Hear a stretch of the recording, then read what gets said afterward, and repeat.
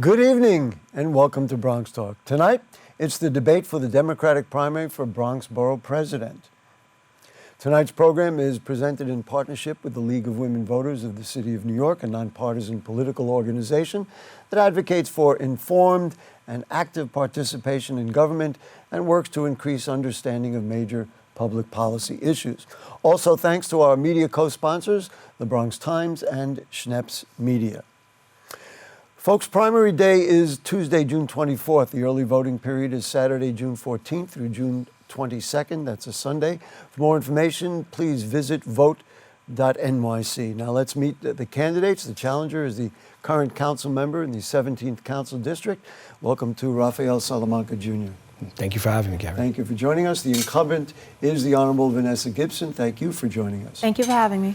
Candidates in tonight's debate, I'll direct a question to one candidate. That candidate will have 90 seconds to respond, and then each candidate will also have 90 seconds to respond. The moderator, that's me, reserves the right to ask follow-up questions and also to allow for rebuttals and dialogue. Please note that after the initial answers from each candidate, no statement can be longer than 30 seconds, and please note there will be no opening statements, but at the end of the program, each candidate will have 1 minute to offer a concluding comment. So, folks, let's get started. I know a lot of people have been waiting for this moment, and we're thrilled to be able to present it to the people of the Bronx. Let's start with a very basic question. Council member, what is, in your term as and your work as a city council member, should voters be considering as they make their choice on who to vote for in this primary for borough president? Yeah. Well, first, Gary, thank you for having me, and congratulations on your 99th political debate. That's true. Yes. My name is Rafael Salamanca Jr. I'm a council member for the South Bronx. Born and raised my entire life in the borough of the Bronx, raising my family here. I've been in public service for the last 15 years, my first 6 years as a district manager, and the last 9 years as a New York City council member. In my time in office, I've been able to bring over $400 million to my district, $35 million to my public schools, $30 million to my parks. I've been able to approve over 10,000 units of 100% affordable housing. And I've been able to close 2 jails in the Hunts Point community. First, the Spofford Juvenile Detention Center, which we're building housing on. And we also have what's called the floating jail, which is the Vernon C. Bain Center, which we just got decommissioned recently. And we're going to barge out now in June. You know, as my time in the council, I'm having the time of my life delivering for a community that I was born and raised in. But more needs to be done. And as I'm realizing as I'm traveling throughout the borough of the Bronx, I'm realizing that our streets are dirty, crime is up, graffiti is rampant in our communities. And just as I fought for the South Bronx, I want to fight for the borough of the Bronx. And I think that's what we're lacking right now at Borough Hall. Thank you very much. Same question for you, Vanessa Gibson. What in your term as borough president, and should voters be considering as they make their choice on who to vote for borough president? Thank you so much, Gary, and thank you to the people of the Bronx. Great blessings, everyone. I am Bronx Borough President Vanessa L. Gibson, and I am proud to run for re-election to continue to build upon what we have already accomplished together. A borough where every family doesn't just get by, but they simply can truly get ahead.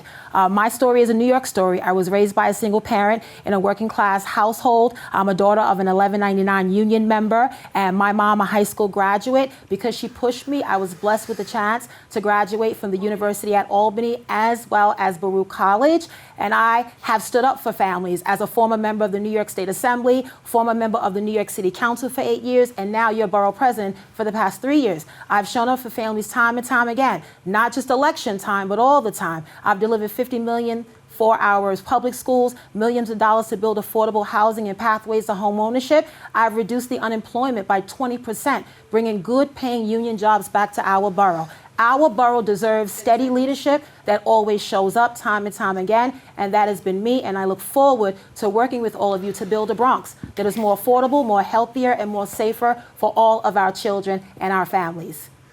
Thank you so much, candidates. Well, we've talked about the past, and let's talk about the future. Yes. If you are reelected, Madam Borough President, what is your agenda for the Bronx the next 4 years?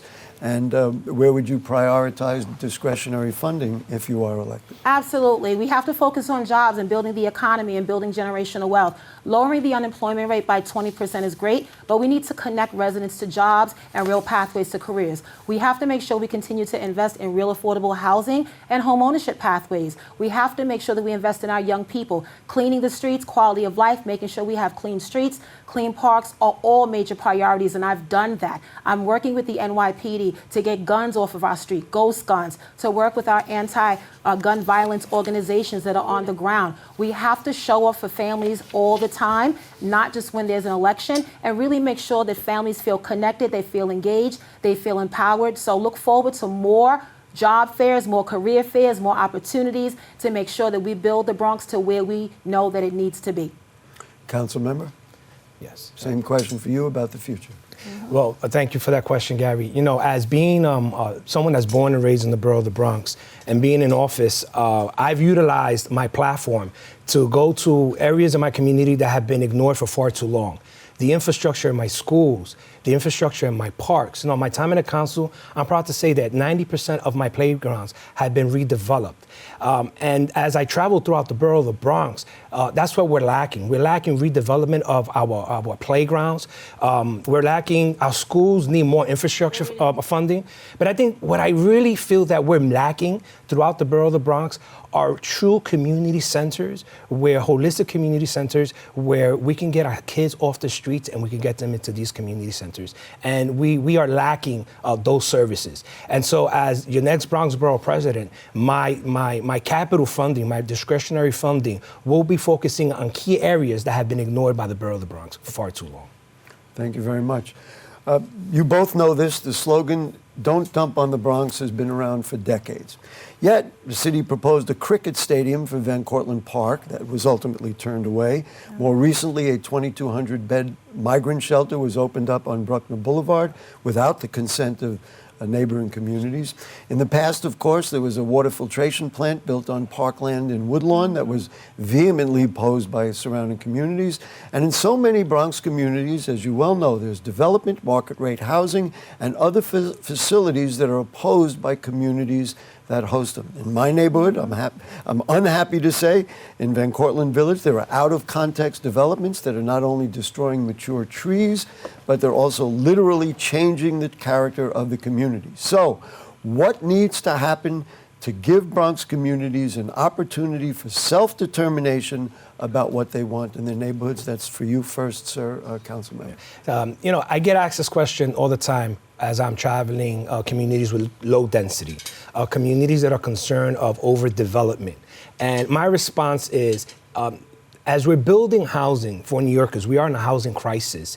It's not a one-size-fits-all approach. See, to being able to approve 10,000 units of housing in the South Bronx, well, the density calls for that in areas in the South Bronx, but it may not call for that in Morris Park or in areas in Throsneck where you have 2 and 3 family homes.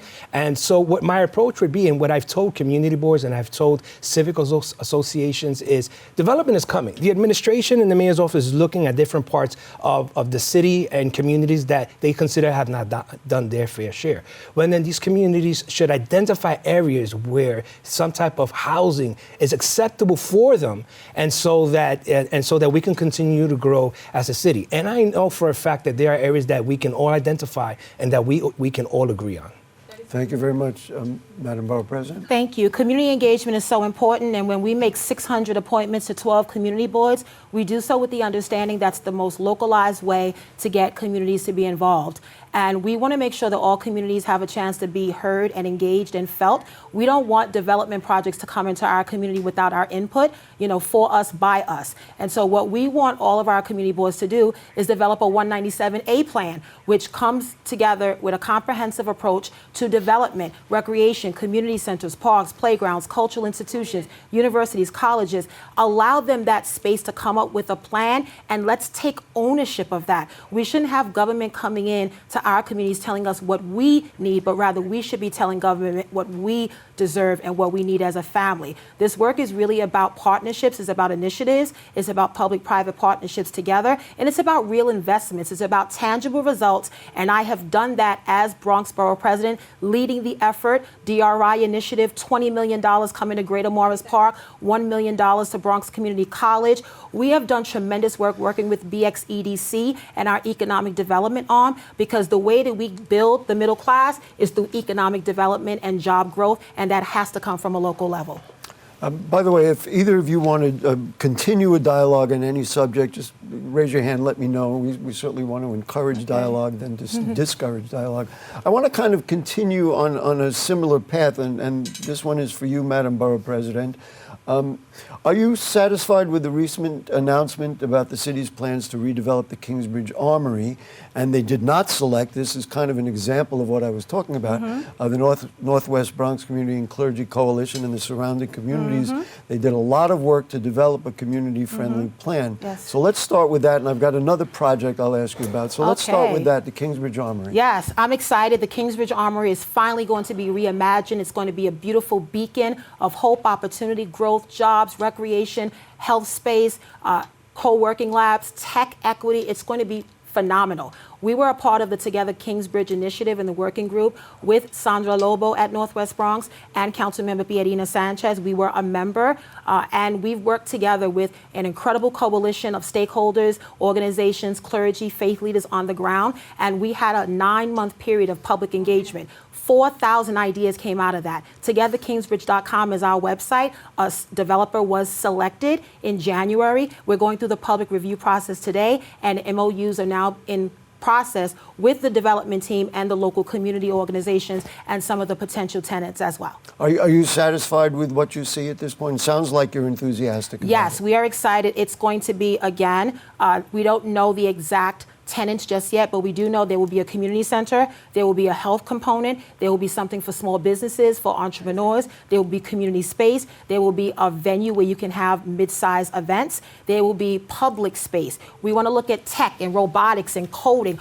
all of these emerging industries that are so important for young people. It keeps them engaged, it gives them pipelines to careers, it keeps them off the street, and it takes advantage of their talents. And we want to see that in the Kingsbridge Armory.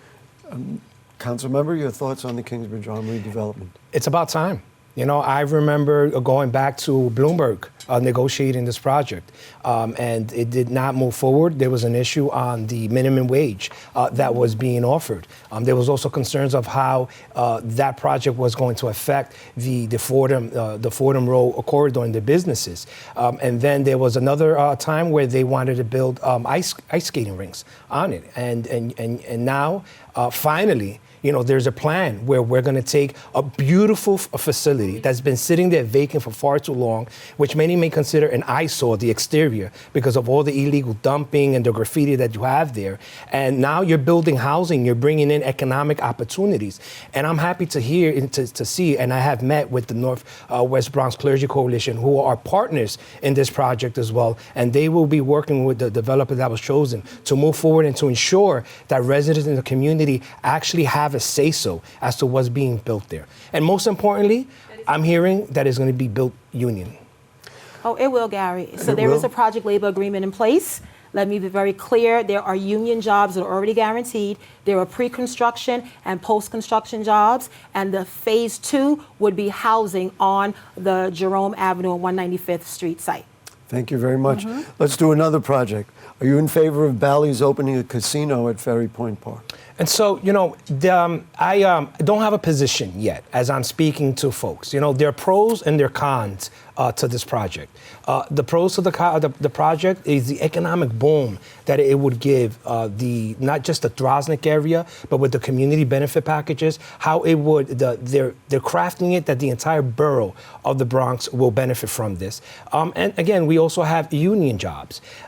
What are the cons for this project? Well, as I'm speaking to Drosnick residents, their concerns is traffic, the overcongestion of traffic, the fear of increased crime in the area, the infrastructure that they're promising. How fast will it be built? The type of construction, you know, construction takes time. And with construction, it puts individuals unease, in terms of detours. So there are pros and cons as to this. I have not taken a position. I know in the council we are discussing it, and we're following to see how this process moves forward. Thank you very much, Madam Borough President. So I do not have a public position, but I am engaging with Bally's and I'm working with all of the organizations in the BronxNet community. I will acknowledge that the Bally's Foundation, not the corporation, came in and kept the dreams of 400 scholars at Preston High School alive. And now we have Preston for the foreseeable future, 25 years, and that's incredible. When Bally's took over the golf course at Ferry Point Park, it was with the understanding that they would be a community neighbor. They would build up relationships with the school community. Now with the casino proposal, there are a lot of varying ideas. I know that Community Board 10 disapproved it, very much aware of that. They've sent their recommendations to us. $625 million has been proposed, and it comes with a series of investments in parks and DOT infrastructure to reduce traffic congestion, create a substation for the police department. There's a lot in that package, but I also want to be very balanced because I realize a project of this magnitude will have an impact on the entire borough from an economic perspective. But I do want to respect the BronxNet neighboring communities of what a project of this size would mean. So we're still having conversations. It's going through the public review process as we speak, and we will ultimately make a decision at some point. Thank you very much. I guess you're up next, Madam Borough President. New York City is one of the safest cities in America. Yes. Crime is at historic lows in all the boroughs. Yet, the Bronx still has more than its share. The Bronx represents 17% of New York City's population, but it accounted for approximately 20% of the city's violent crime. Right.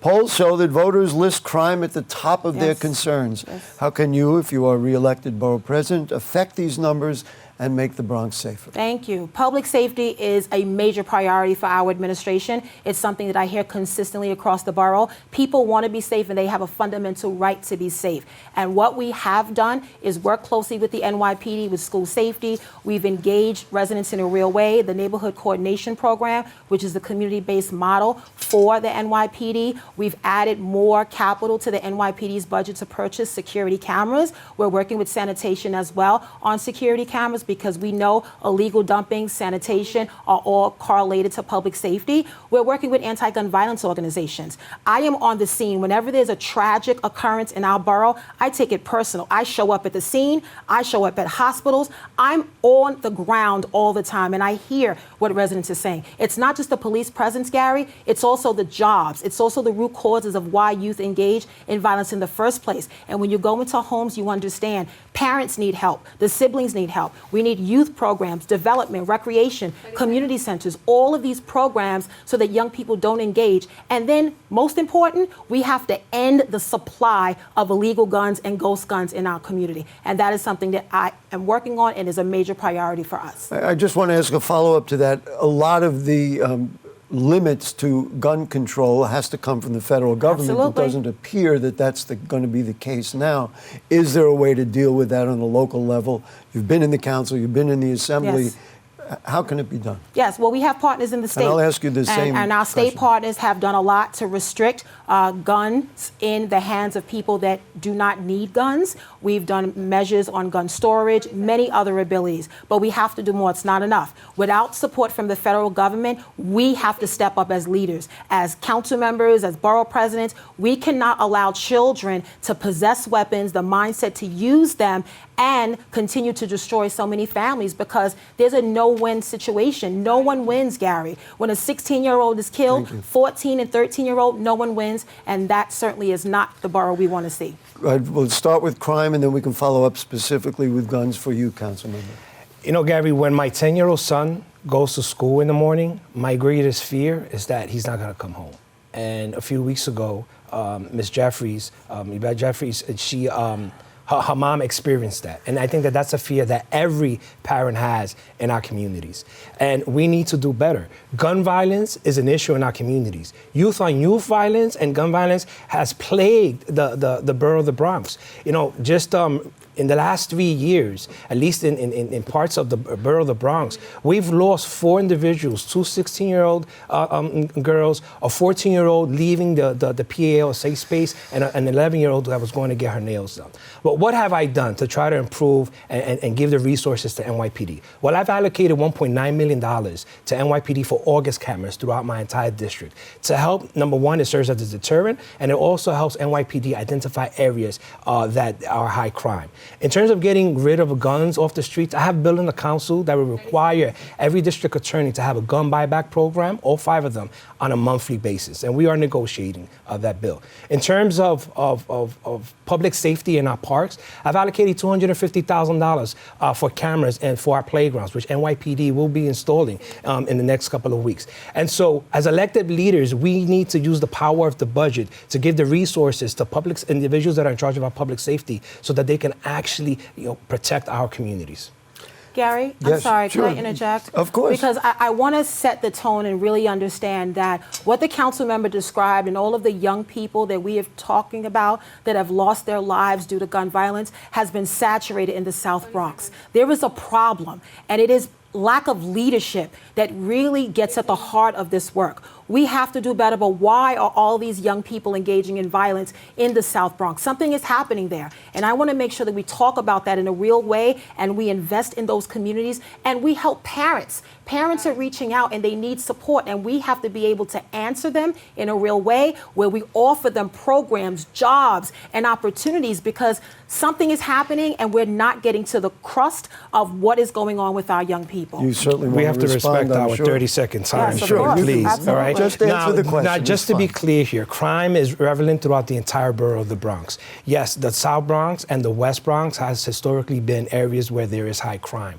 And we as elected leaders have to figure out resources or provide them with a safe space where they can be so they're not in the streets. And, when we're talking about lack of leadership, it starts from the very top, and you could bring the lack of leadership all the way to the very bottom. So, and when we're talking about lack of leadership, and then they should put the entire borough of the Bronx in terms of doing better. What we need to do is that we need to give these young adolescents a safe space, and that is what's not happening in the borough of the Bronx. You both read my mind on the next question. I really want to Youth. talk further about Bronx youth. It's Yes, so let's important, do and it. it's so important to the people watching us on TV.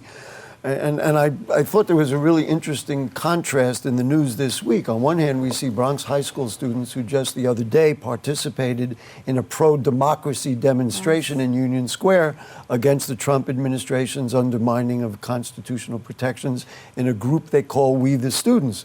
On the other hand, youth gangs are running rampant in parts of the Bronx. One example, and you've already quoted a few of them, in April, 20 alleged gang members who were accused of terrorizing in West Farms for over 4 years were indicted. They were tied to a murder, 14 shootings, on and on and on. In one case, bullets were sprayed into a barbershop, which it's too horrific to even believe. So, how can a borough president impact the lives of Bronx youth so they turn away from the gangs and turn into productive citizens like the ones we saw in Union Square this week? Well, again, it goes back to working with their parents, working with education at a very young age to encourage them on, there are other paths than joining gang members. When I speak to these adolescents, look, growing up in the South Bronx and being a kid, we always look forward to summer youth employment, where we had something to do, we worked, and we got paid, and money was put in our pockets. And I think that even though we have those programs now, we have to come up with creative ways where they can do this all year round. And so if you are encouraging our young adolescents and young youth, giving them opportunities, if they want to get into the tech world, giving them those opportunities where they can earn they can earn an income, I think that would encourage them not to be in the streets. Now, what we also need to do is that we need to ensure that we work with our violence interrupters in our streets. Our violence interrupters are former gang members, individuals that were in jail, and they understand the culture. And we have to work with them, give them the funding that they need so that they can go in and they can educate our youth from the very young age to let them know that this is not the lifestyle they want to live. And again, it's focusing on giving them the resources that they need so that they can educate them and they can let them know that that's not the path that they want to lead to.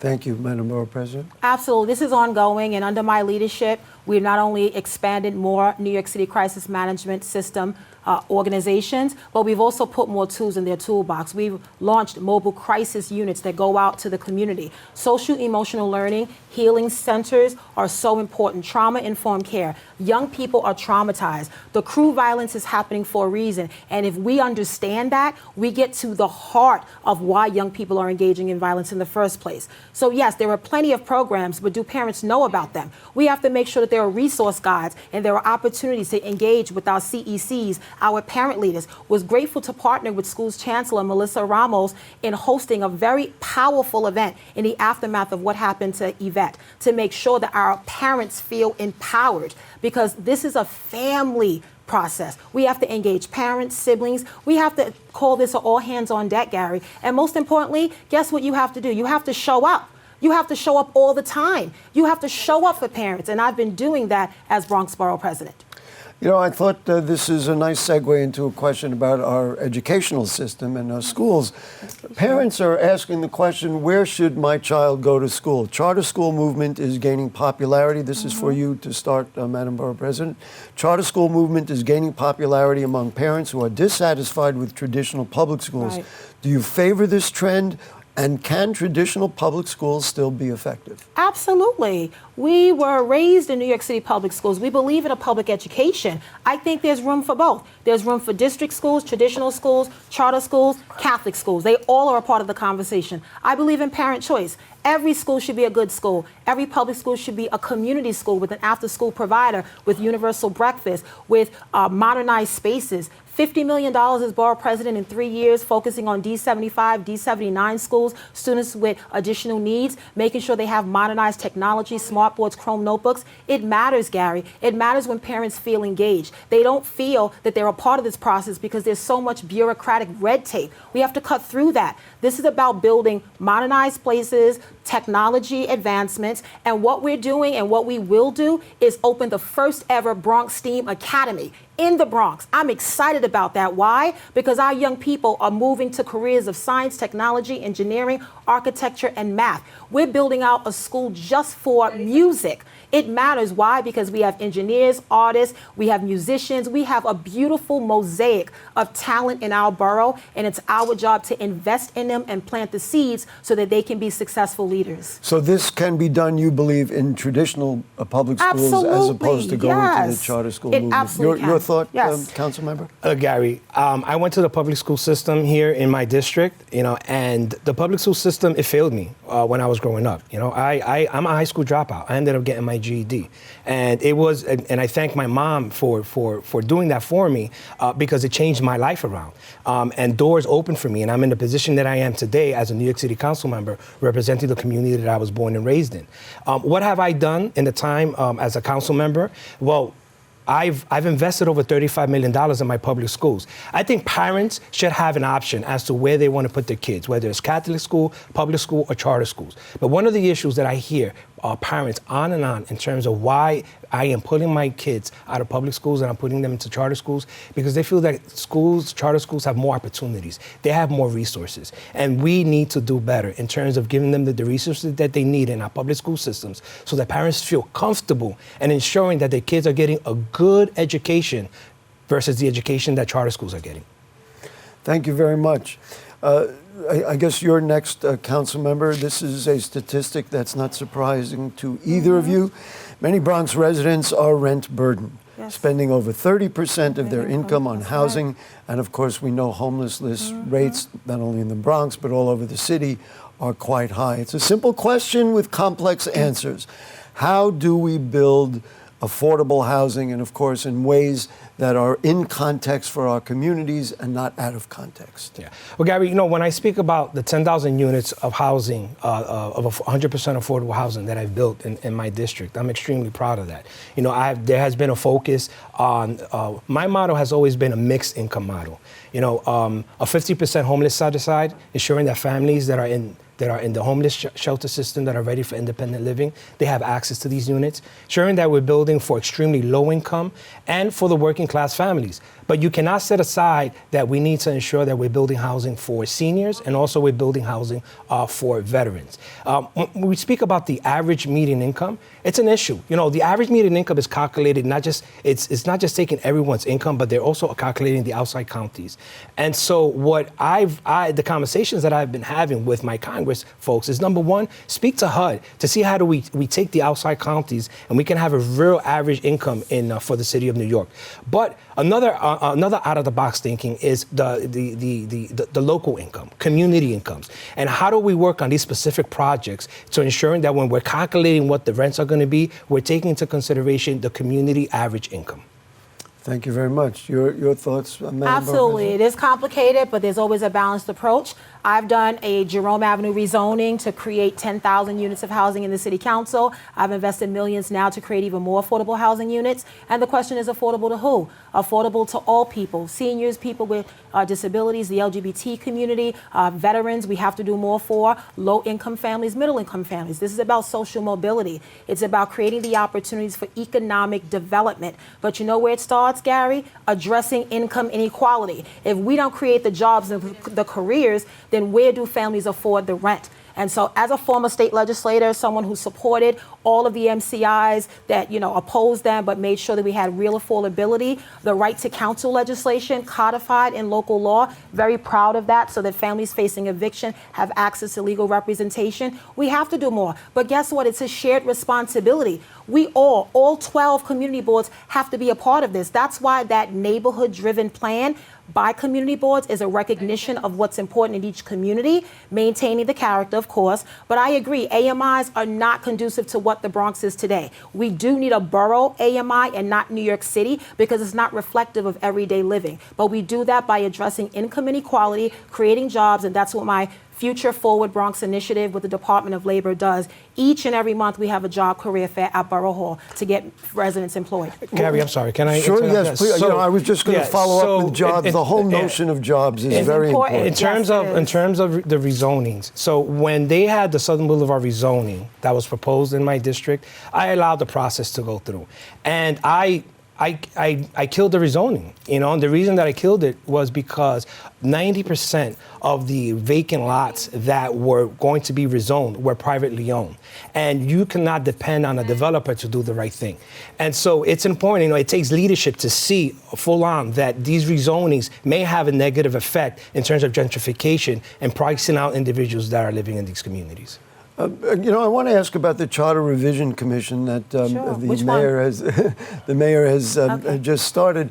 I would assume you are the current borough president. You seek to be the borough president. The borough president has lost the ability to have real input in legislation other than your own advocacy. Yes. Would you recommend, or should we assume that each of you would recommend that they now take a new look at the role of the borough president? Absolutely, and I say that as a former council member myself, serving for 8 years. You have to give the borough president more power when it comes to the land use process, when it comes to development in our boroughs, when it comes to the budget process. Every ULURP land review process application that comes to our borough goes to the community board. They make a recommendation. It comes to my office. We hold a hearing, make a recommendation. Then it goes to the City Planning Commission, and it ends at the City Council. So the City Council members have all the power. So when we talk about things that have not happened in our borough, the City Council has that power today, not the borough president. So if you talk about charter revision changes, that has to come with the understanding that a borough president is the executive officer of that borough. And we need more support so that we can actually leverage our office with the priorities of the borough that we represent. Your thoughts about the Charter Revision Commission?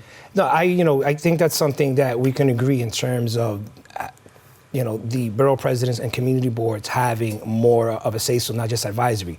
I'm a former district manager of a community board. There was nothing that ate me up more than when we're going over a land use application and we submitted our recommendations that the city agencies would tell us, thank you very much, this is advisory, and they moved on.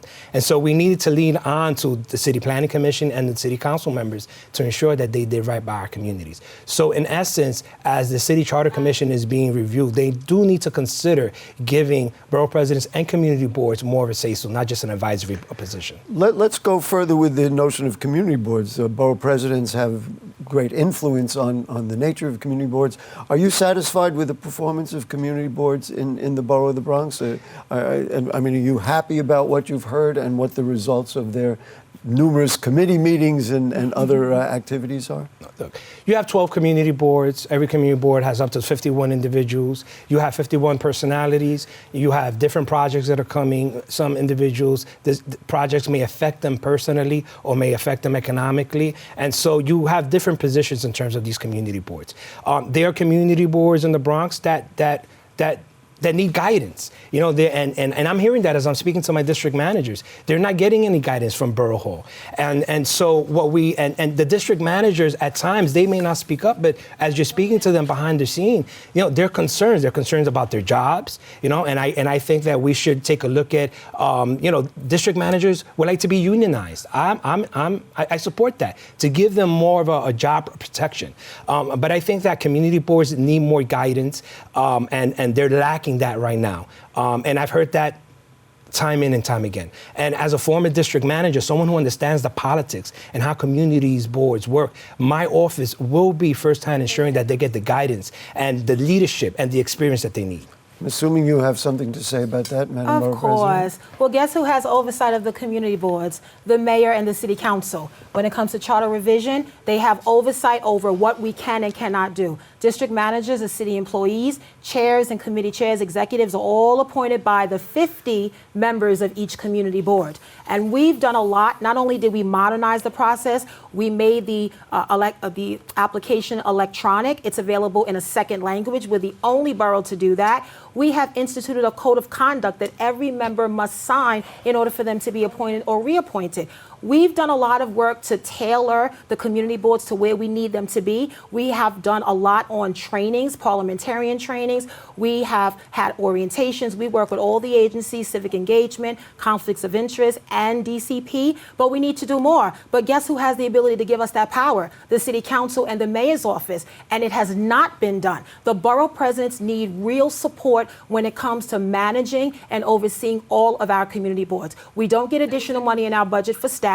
We are literally doing the best we can, and we've done a lot in 3 years, and we will continue to do more with our reappointments and our new applicants to the board. Just to be clear on how the community boards are appointed, 50% of all community boards are appointed by the borough president's office, and the council members get to appoint the other 50%.